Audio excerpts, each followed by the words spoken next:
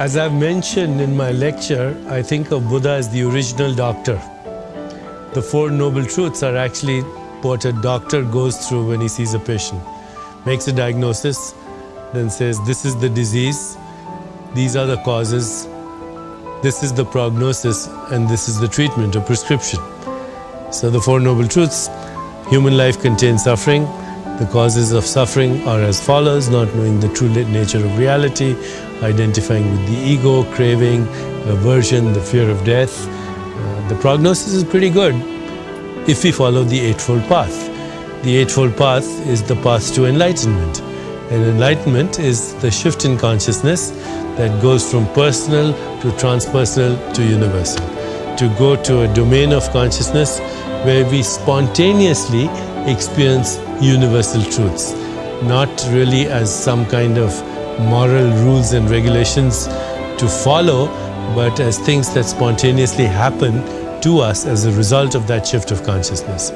The Eightfold Path includes changing perception, changing the way we think, changing the way we feel, learning how to meditate, going into the silence, understanding how the way we live and earn our living should be nurturing to the ecosystem, learning how to speak in a way that's evolutionary, being mindful of what is happening in the present moment.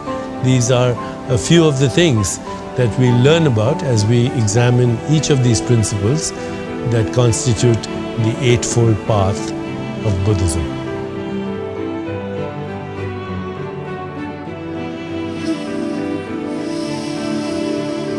Right perspective is actually seeing things from almost an infinite points of view.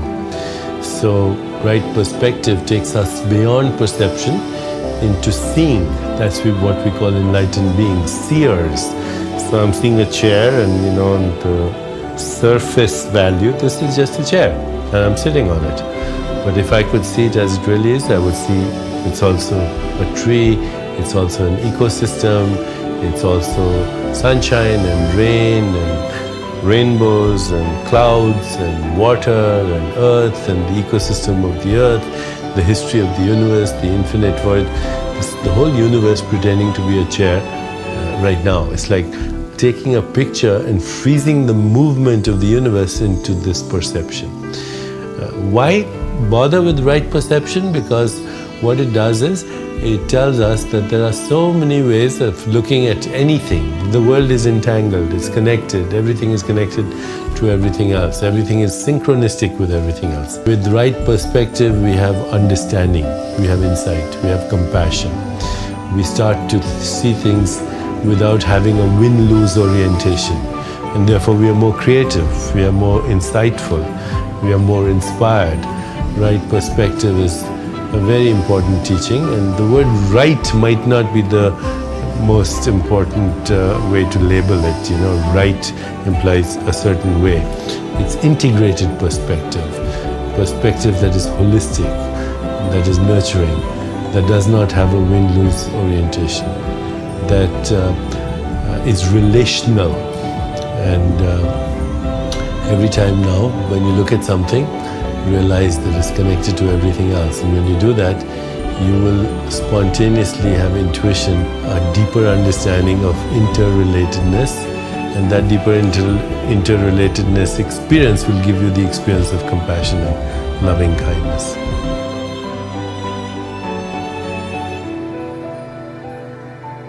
Correct thinking is thinking that allows us to move along the path of evolution in the direction of enlightenment. So in our store consciousness, at the level of our soul, there are two kinds of impulses. One is the impulse for separation, and the other is the impulse for unity. When we put our attention on the seeds in store consciousness that are of separation, that leads to fear, it leads to delusion, it leads to us versus them thinking, and ultimately leads to conflict. On the other hand, when we put our attention on the seeds of unity, then that spontaneously allows the thinking to blossom in such a way that we experience compassion. We experience the kindness, loving kindness. We experience the happiness and the success of others. We experience tranquility and equanimity, what Buddha calls divine attitudes.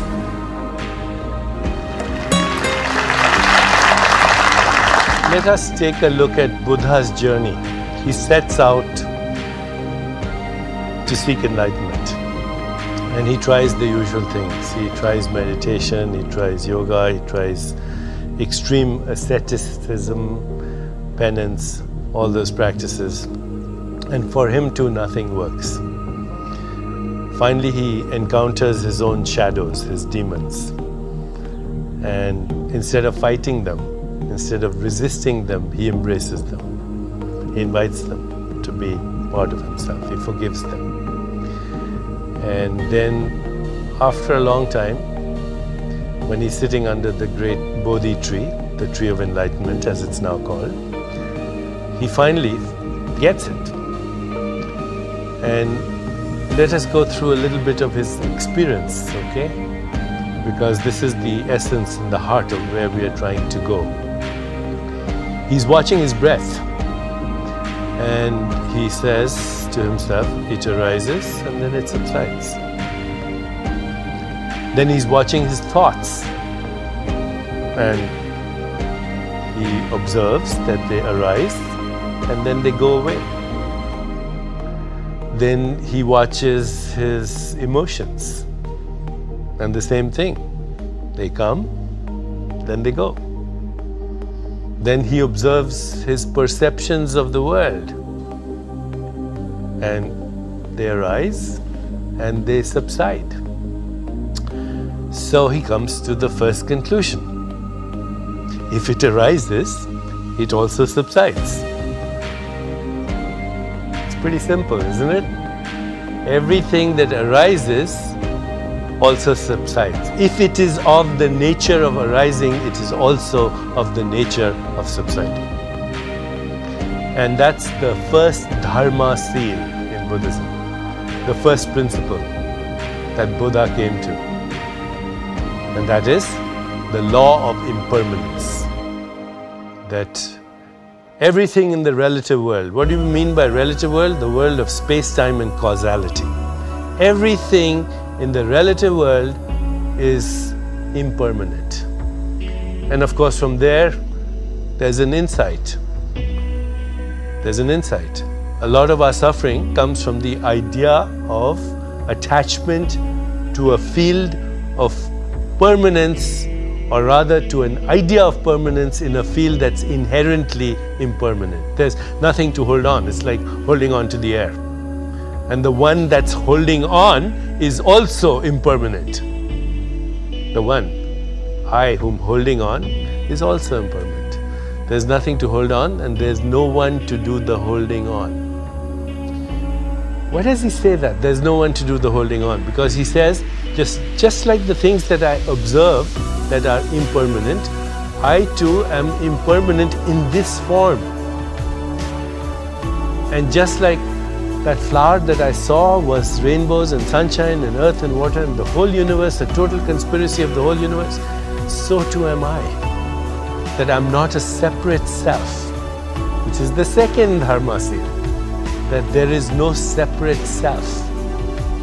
You know, our bodies are recycled earth, our body fluids or our circulation is recycled water, our breath is recycled air, our thoughts are mostly recycled information, right?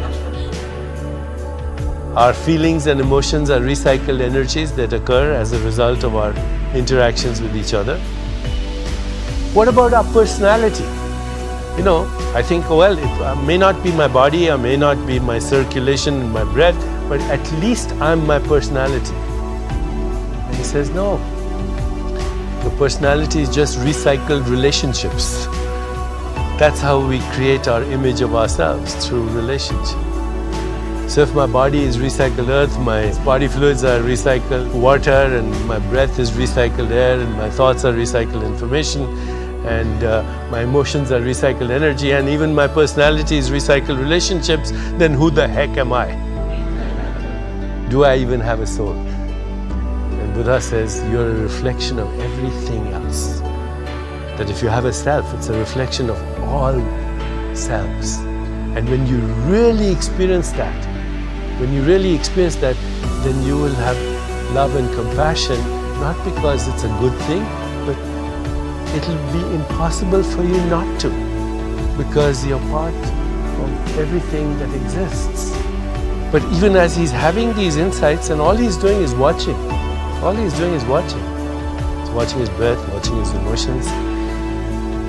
He realizes that these thoughts arise and subside, but he asks himself, where do they come from and where do they go?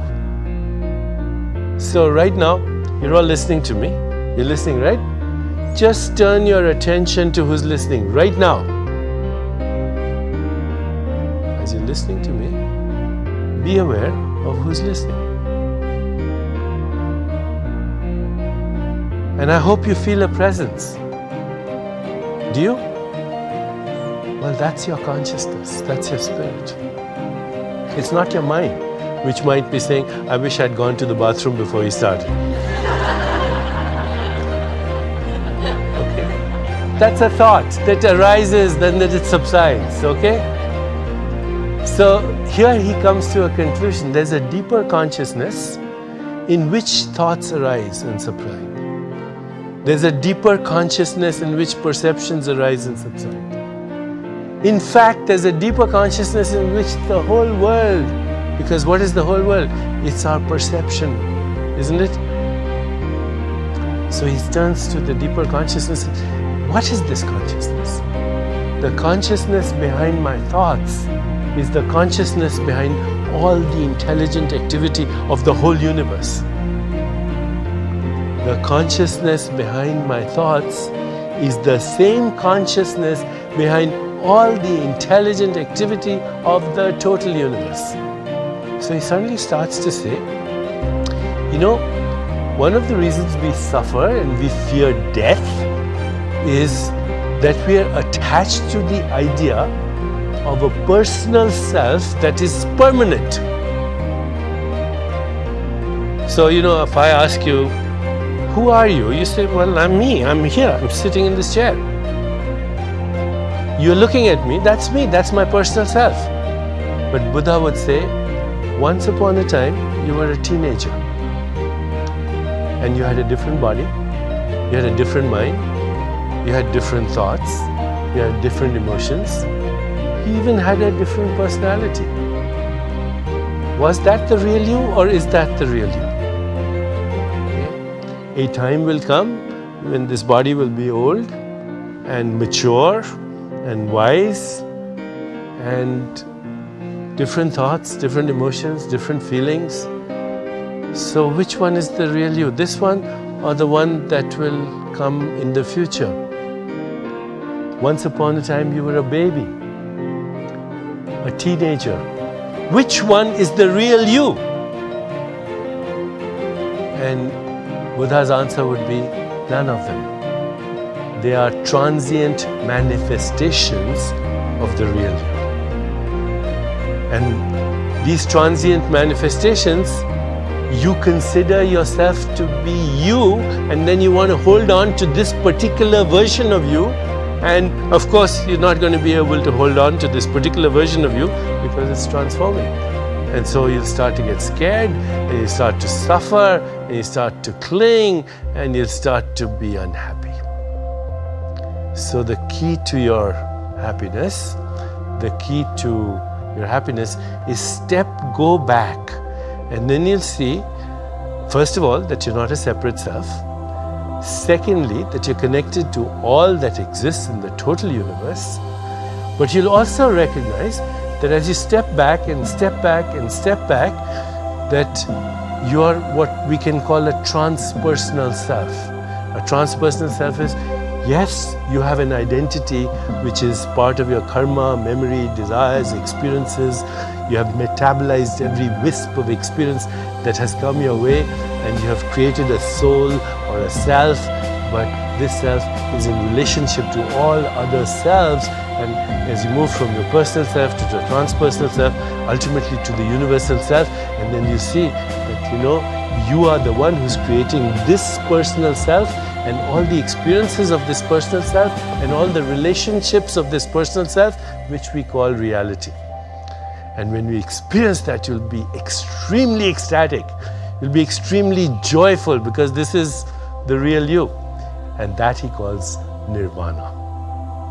So those are the three principles of Buddha's teaching. Okay? Impermanence, no separate self, nirvana. Now we say the Eightfold Path, it sounds a little bit like the 10 Commandments, do this, and who wants to follow rules and regulations? He says actually you don't have to. You have to just step back and have that shift in consciousness. And for the next few minutes, let's talk about what causes that shift in consciousness. And this is our 10 keys to happiness. Okay, the first is be aware of your body. Your body is a cosmic computer. It's part of a field of universal intelligence. When you listen to your body, you eavesdrop on the mind of the universe, because your body is constantly monitoring everything. It's part of the universal display of simultaneity. Imagine a human body can think thoughts, play a piano, kill germs, remove toxins, and make a baby all at the same time. Okay? And while the human body does that, it tracks the movement of stars and planets, because your biological rhythms are actually the symphony of the whole universe. That's why we call it the universe. One song, one verse. So listen to your body, listen to its messages of comfort and discomfort, and you'll spontaneously start to make right choices. The second key, live in the present moment. Once in a while, practice what we call choiceless awareness. Choiceless awareness. A little while ago, I asked you, are you listening to me? Turn to who's listening. In that moment, you slipped in the space between your thoughts and you were in choiceless awareness. So even once in a while, say for the next few hours, I'm going to not make any choices in consciousness. I'm not going to anticipate anything. I'm not going to attach myself to anything. I'm not going to have any addictions, any preferences, and any regrets. I'll just go with the flow. And again, when you do that, you're suddenly once again connecting to the domain of consciousness, that nirvana that creates simultaneously the observer, the observed, you and all your experiences and all your relationships. Third key, embrace silence, which is the practice of meditation. Learn to quieten your thoughts, whether it's through repetition of mantra, observing the breath, mindfulness, many things. But when you go into silence, you'll find that that silent space between your thoughts is a field of infinite possibilities, is a field where everything is connected to everything else, is a field where in the proliferation of uncertainty there are leaps of creativity. And there's nothing more joyful than a leap of creativity. In that space there is something called observer effect, which means the power to manifest through intention. Intention orchestrated in the field of silence orchestrates its own fulfillment. That's the real law of attraction. That's the real secret. Okay. 4, relinquish your need for external approval. You see, most of the time we go about looking for that. That's called object referral. So a self-actualized person is somebody who needs no approval and is free of both criticism and flattery. Someone who feels neither superior to anyone or inferior to anyone. Someone who's fearless because their self-identity comes from their self and not through the situations, circumstances, events and relationships of their life. The 5th, he says, get rid of your toxic emotions. There's a beautiful prayer in the Course of Miracles. It says, every decision I make is a choice between a grievance and a miracle. Nelson Mandela, I think he made a beautiful statement when he said, having a grievance or a resentment is like drinking poison and thinking it will kill your enemy. So let go of your grievances, let go of your hostility, your anger, your regrets, your fears, your guilt. The 6th is total knowledge of yourself, because the world you experience is a mirror of yourself. We think we are seeing the world, but we are seeing ourselves as the world. The world is a mirror of our state of consciousness. And so ask yourself, who am I? What do I want? We all have certain basic needs. We all want achievement, abundance, love, belongingness. We all want self-worth. We all want renewal, creative expression. We all want higher guidance. But above all, we want transcendence, which means we want to go to that place from where we can see everything as it is. The universe of contrast, and how the quality of our attention and intention actually determines what we create. But ask yourself these questions. Know yourself, something that many ancient wisdom traditions have said, because the world is an expression of who you are. 7th key to happiness: don't judge others and don't judge yourself. Wake up every day and say, thank you God for making me just as I am. And say, today I will judge nothing that occurs. Because when we judge nothing that occurs, our mind goes into silence. Accept your shadows, because they are part of you. If you don't have a shadow, it can only mean one thing: you're standing in darkness. Because you're standing in light, there's a shadow. And if you ignore the shadow, it'll say, I'm going to embarrass you. The shadow is dark, it's secretive, it's dangerous, it's primitive. And it surfaces when we suppress ourselves, when we are afraid of what other people will think of us. And then it turns pathological. It, of course, expresses itself when there's poor leadership, when there are poor conditions, extreme poverty, anonymity, permission to do harm, examples of poor behavior by our peers.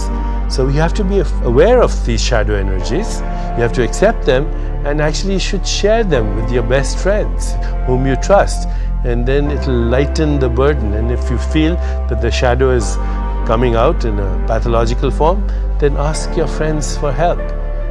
But by embracing our shadows, by forgiving our shadows, we also forgive the shadows of others, and we diminish what we call evil in the world. 8. Remove toxins from your life, whether they're in the form of toxic substances, toxic food, toxic habits, toxic emotions, toxic work, toxic environments. We don't need that. It only creates imbalance in our lives. So be mindful of toxic emotions, toxic substances, toxic food, and toxic relationships. Those are the most important things. Key number 9, replace fear-based behavior, fear-based thinking with love-based thinking. In our store consciousness, which means at the depths of our being, there are 2 impulses. One is for separation and one is for unity. So every time you're making a choice, ask yourself, is this going to cultivate the experience of unity or cultivate the experience of separation? Separation leads to delusion, to fear, to anxiety, to stress, and unity leads to spontaneous evolution. Key number 10, cultivate witnessing awareness. Witnessing awareness is that I am not my body and I'm not my mind. I'm the alert witness of my body and mind. That happens spontaneously, of course, with meditation. But if at the end of the day you recapitulate your whole day, you say, what happened today? And then witness yourself as if in a movie, and say that's me, it's already gone. Okay, that was me, but it's in the field of permanence. I'm not that. I'm the witness of that, which is always there. And if you start to cultivate this experience, you'll be the alert witness of all the roles you play. You'll realize that you have an infinity of roles to play, but you're not the roles you play. You're the spirit, the witness, the consciousness. Teilhard de Chardin said, a Christian theologian, said, we are not human beings in search of a spiritual experience. We are spiritual beings immersed in a human experience. And when we have that experience, we are in this world and not of it, as Jesus Christ said. And that's